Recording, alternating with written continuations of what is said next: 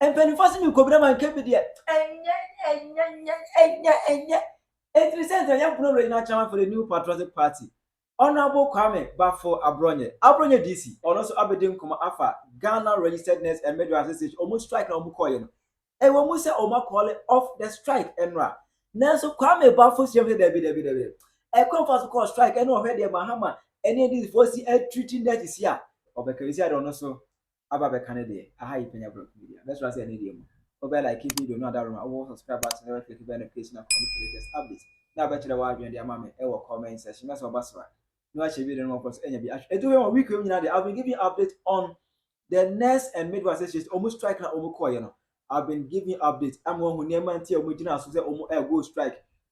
Condition of shares only two abandon demand only two abandon is abandon able put it be a kilometric allowance, it be a fuel allowance, it be a free health care for nurses and midwife. What I say, never win a account hobby.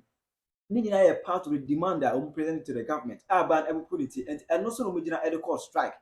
Now the only call strike no Parliamentary account on our health minister no ever cast okay obefa retired nurses and abeshi omanai for the meantime. Emma and on top of the cattle said, call off the strike. Enra. The Ghana Registered Nurses and Midwives Association's industrial action, initiated on 2nd June 2025, is hereby suspended, pending the outcome of the follow-up meeting scheduled for 26th June 2025. 3. We call on our dear nurses and midwives to resume their normal shift duties from Saturday, 14th June 2025. And we wish to assure you that we will not rest on our oars until the collective agreement is fully implemented. 4. We are thankful to the chairman, the ranking member, and all other members of the Parliamentary Select Committee on Health for their timely intervention to set a clear framework for the implementation of our collective agreements. We are equally grateful to the nursing and midwifery fraternity, especially our GRNMA members, for the deep sense of solidarity in adhering to the roadmap. To the press, we thank you sincerely for carrying our voices to Ghanaians and indeed the whole world, and encourage you all to be professional in all matters to protect citizens from misinformation, disinformation, and propaganda. We thank you all for your attention.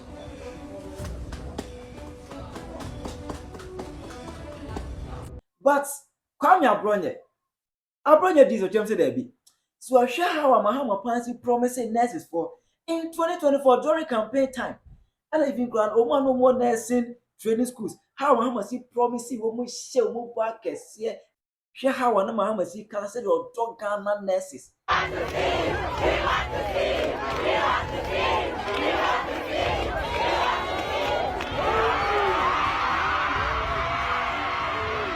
I know all the problems you have with your allowances and everything.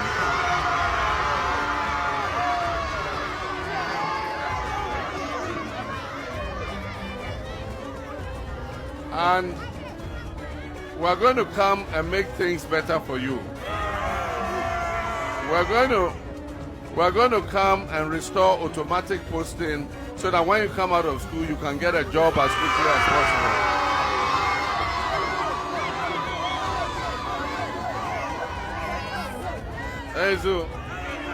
And your younger brothers and sisters who are going to come after you, when they come to the first year, they are not going to pay any school fees. We're going to continue all the hospitals that are being built so that we can employ as many of you as possible. And so I've explained to your patron, I'll create a proper program and come and speak to you. But for now, I said I cannot pass you by. I wish you very well. Make sure that you keep your voting cards well. On 7th December, On 7th December, vote for a change and vote for the 24-hour economy.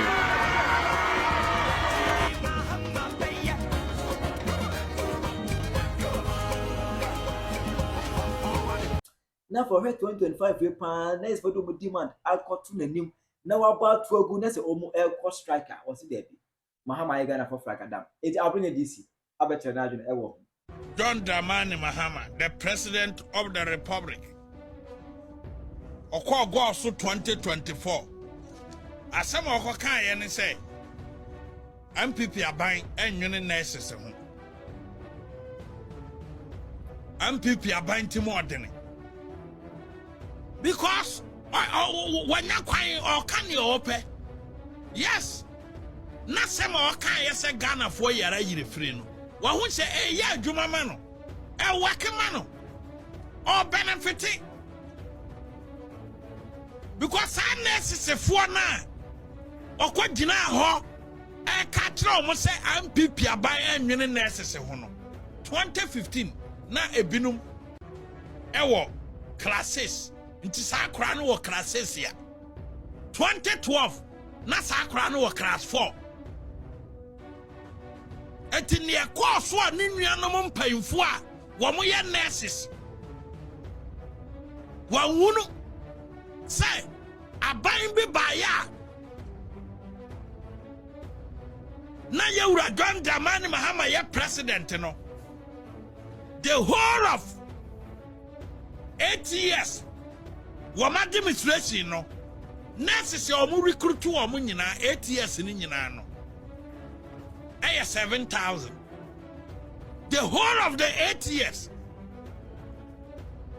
and nurses ya backlog nurses ya MPP aban by inherit ye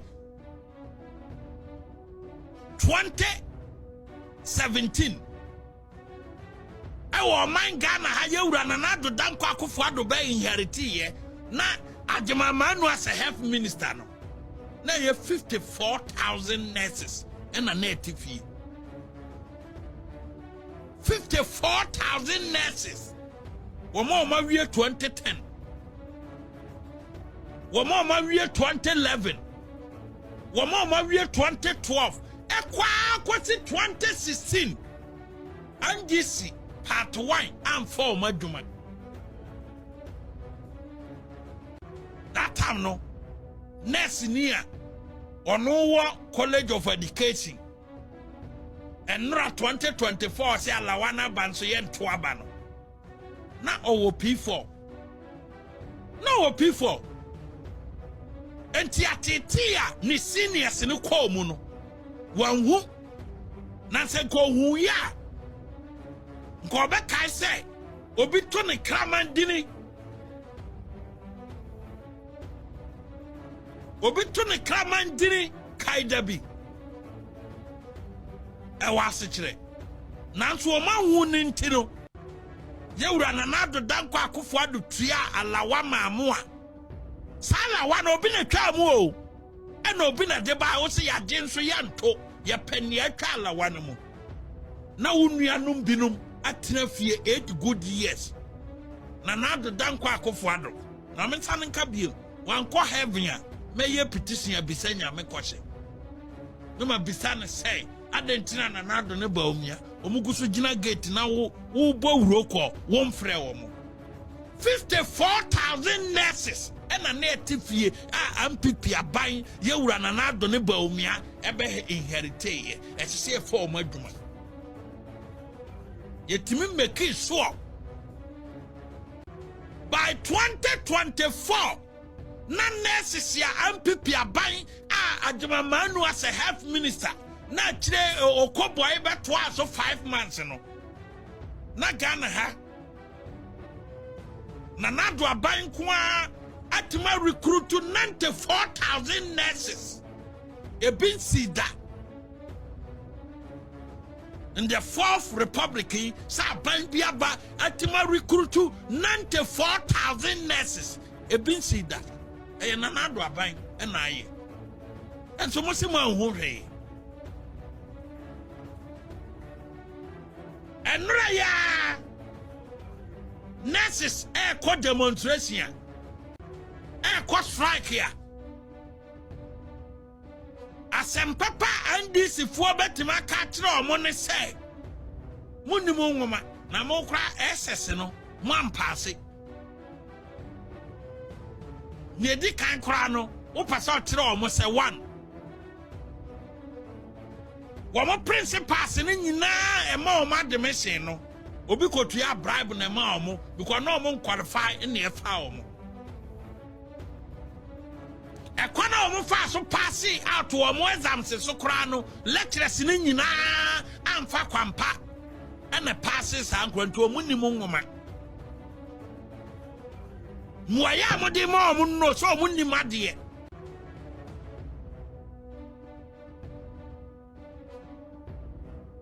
esese mo amaka mugusu wa school mu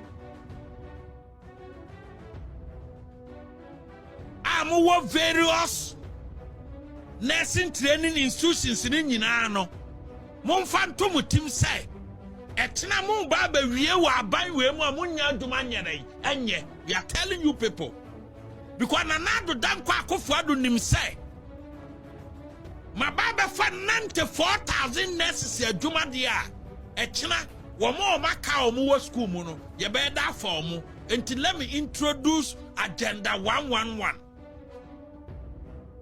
Agenda 111 no na ebetima fa over 200,000 nurses. Ni etire me say the next 6 years no every nurse bia ko be wie bia no obenya hospital akọ ama ya fa na duma ama na wie aban we bae contractors omo ye agenda 111 ni nyina wo mu kofie. All the contractors are on agenda 111.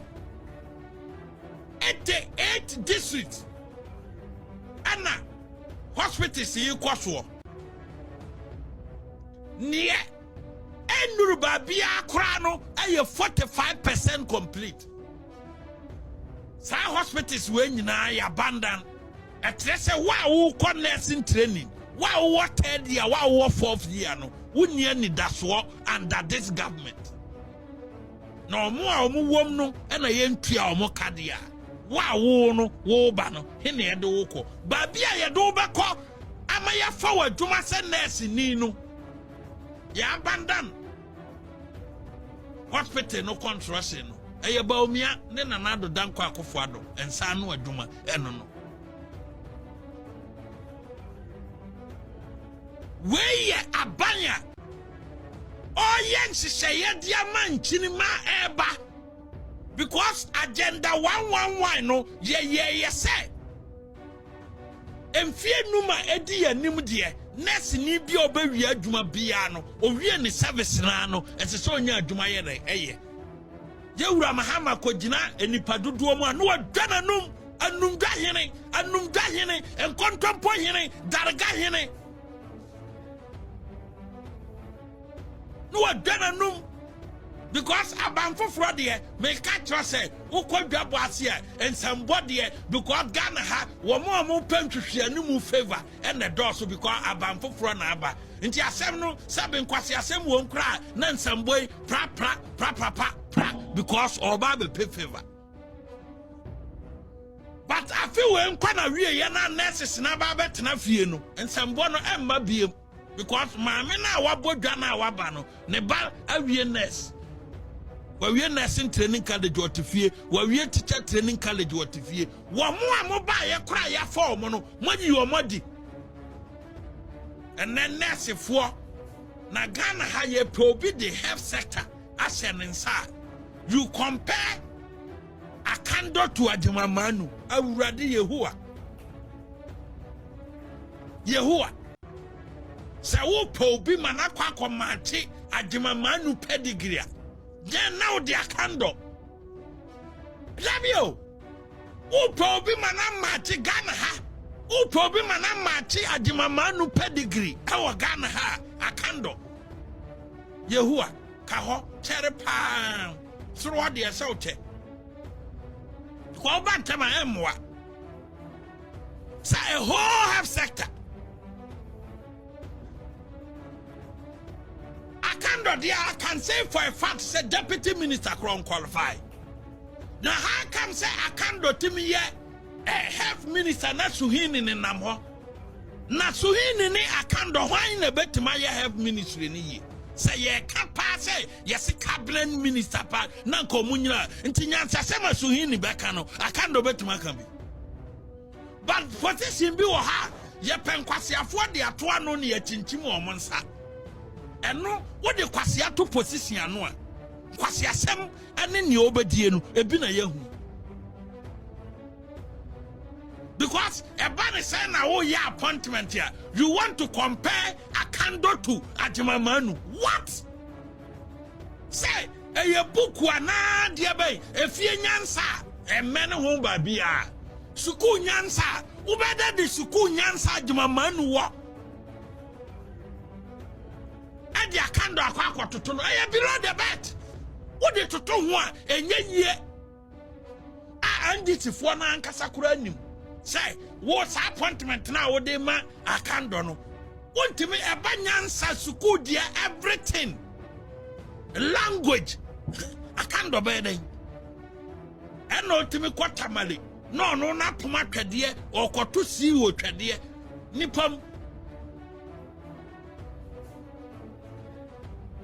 because emotional control no nyade any ho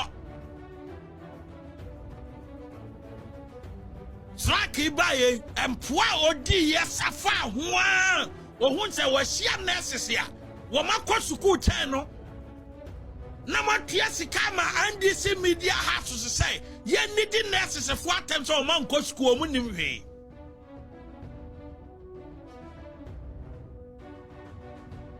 o mate but mo abaina e fa mo aduma ne abaina ene mo call into agreement or employ mo no senka abaina ne wa aka mo ko strike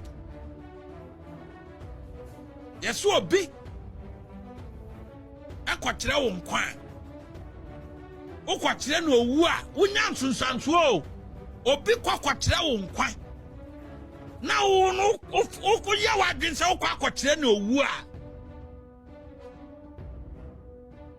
Yankopon no na aboa kwakuo na da sori o esese wo hu se nipa na wakwakyere wo nkwan waye wadwen se obakyere no owu no Yankopon no na aboa kwakuo ene da sori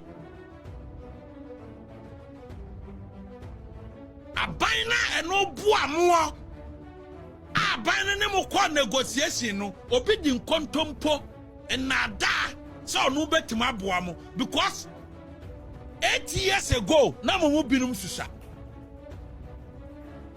etina mo nim ne ekọ mo nim kwana mo nuanom ye fa so twa wo allowance mu nti ye ka hwea na mo ntie ye ka hwea na mo ntie andi sinim kwana ye be fa so adi tro agu sitting government so adi power but o mo nim kwana o be fa so adi tro amanage economy yeti kroma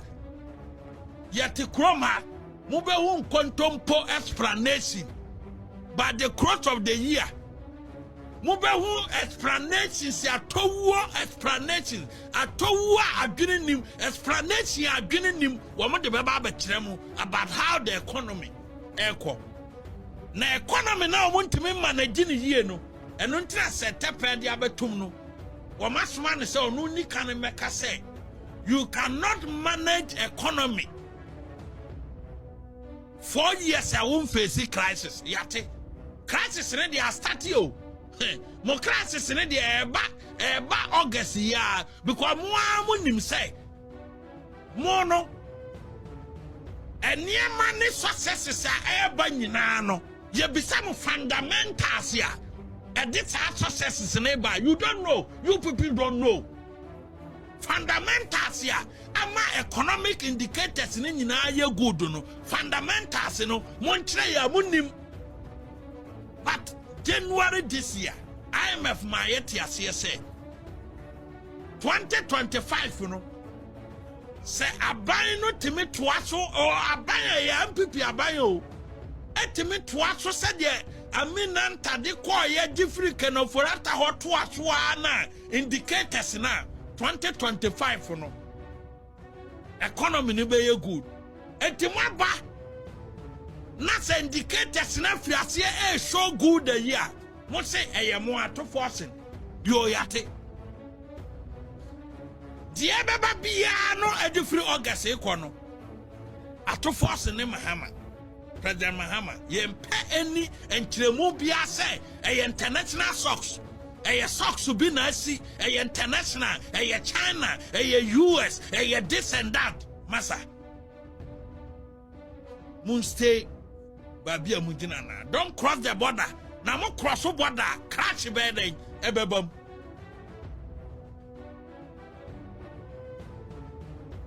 Unless if one day munya who in free this government. 2015, it took the intervention of His Royal Majesty Asante Mayura and Oche Mayura Amwatia of Penyah and no money doctors Eko Kasaye and Nipa Ewu ye for 5 months strike. Our doctors in the court 2015 no now over 3,000 and to some pay for we and almost share baby econo na near nine. So they had a meeting in Accra. MBT Ghana Medical Association, the leadership no a patchow dia pa and Kotodwe and him pound for and the Kotodwe Gufam a pa association natural 5 months strike and son or returning to the consulting room. Na ye Yewura Mahama and a president. And history is repeating itself, and we are here. We are all here. Yabawen yabasie. Say incompetent na. Ye that's why ya mose mu kon dono no. And now ye Ghana jinkwa. Na obi kumasi dwadini babi kwaje 10,000 shen ho a. O say Yewura Mahama said they were mamu asia ya kono die. Emre bi bakra na se constitution no abemo wa comprensa. Yebemo wa hwaso ton wadwene. Hwaso ton wadwene wo kumasi dwam ho. Na wo no ye bie constitution ma wa wontimi nkane. Wonni ma de kura wo constitution no. Na se nu ntina Mahama ko Cote d'Ivoire. Se okwa kosua niema bone a watara ye wo Cote d'Ivoire. E this is a constitution santina so dia. Ane oduru sampa bunduku junction ho a onfanto ho. No onwura kroma. Na kroma ye gutu ti ha idie. Antino sa wo ye lawyer panyini so wo krom ha. Na sa wo law books no emfutro ayemu ma na wo bie constitution mu acha. Enko kan ba bia say ye betima ko Supreme Court ana bi ti say ayi ti wuye ampia ontimi ntwere ni dini ampia ontimi ntwere ni dini ya ono ko ka say ye betimi de emra ba parliament na ya amend constitution no na wo ye constitutional law lecturer na sa ampi we Kwame A+ e betena wo class. Now, where you student here? That's why you're constitutional law lecturer. As I say, we judge it. That's how we just had the way at it.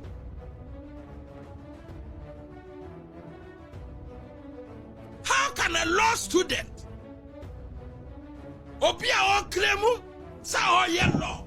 Etimika say you bet me de bill akwa parliament. Na yakwa amending provision no Article 66(1) of the 1992 Constitution. Na Mahama atima ko the third term. And to your lecturer no chire no constitutional law. Near the kind or the fedie abro and wo credibility unam krom near se wona chire A+ law. Now sa constitutional lawyer no it's better say we jade chire no. And you fought to say Wunimadio. Now, student now when you quite bet now on na wagu and Nimaseno. As a sad the Chilewujai. Because on no and any classmate for enter class, enter exams, man, passing that. A bin to one a brabum. Never even see that. Now say onim way onimade a your friend entrenched provisions in the constitution. Onimade kro. Onim process ya a leading to constitutional referendum. Onim. No one say ote wanum asema ba yesi asem ne ye popular wa can be because ye nipa ho asoma nipa bi a onsem fata ko parliament. A nipa otimbie na no kase me de ma je bribe. Me de me je bribe ku asem no ne nam ho o ye MP.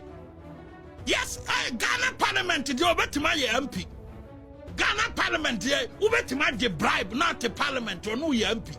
Obian can want them, minority can want them, majority can want them because one of us is sefata. Only Ghana Parliament and MP Babon Tabaka me de bribe. Not both houses, no, at what one can want them because one of us say okay, say MP give bribe.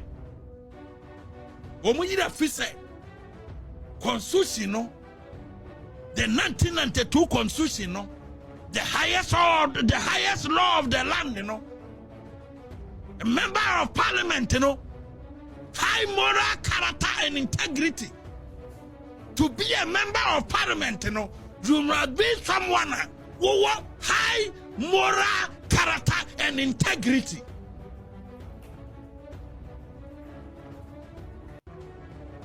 Onim, I'm pissing monim.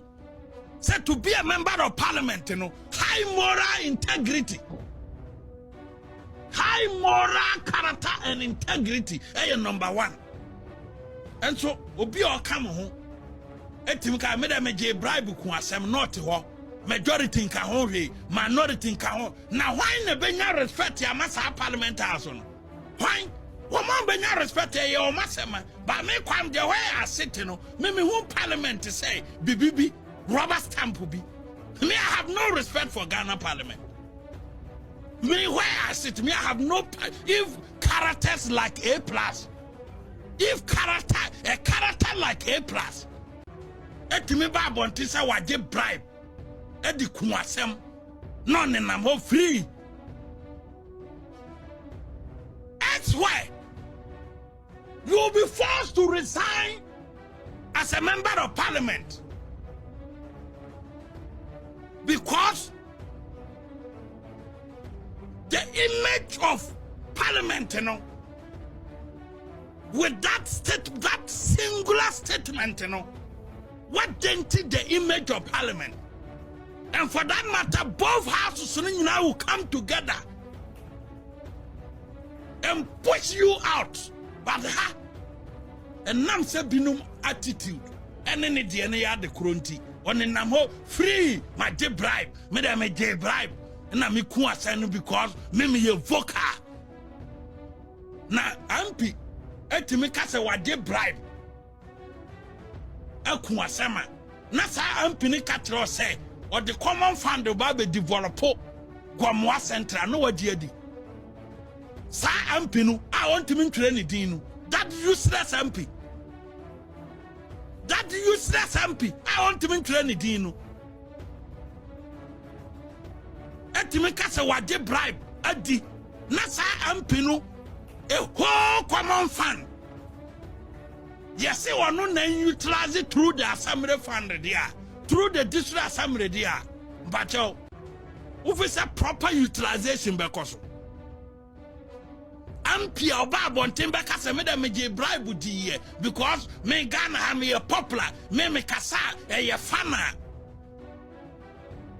etini ye fra me ma me sika ma me di ana me ka sem ne katai because Ghana ha me na manfo tie me because me na magimi me na me enam se magimi ntino amanfo tie me panti ma je bribe wadi. That person ye be release this assembly common fund akwa assembly ho. No na you soon a letterhead. Say me baba utilize it. Have fun. Education fund me awurade nyankopon. And you baba catch them say me amemeti ye. Me nya respect in my parliament. With these characters. Go on no. na both houses and carry a himfa parliament ben we a colleague MP will come out and say Sammy J bribe di not that parliament and say oh more I rubber stamp crowd on fast watch parliament na mo ran okroman rubber stamp I want fast watch him because a Wiasi Babiano, a member of parliament, will come out to say Sammy J bribe a crime against the state. Now, Parliament House now or your member no.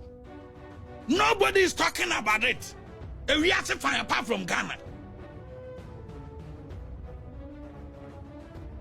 No, you're for free. As my brother can, what is your view on that? Do you think say we make key point and as you the business candidate Abronye as a top purpose? Try your mom ever comment section. How you Penyah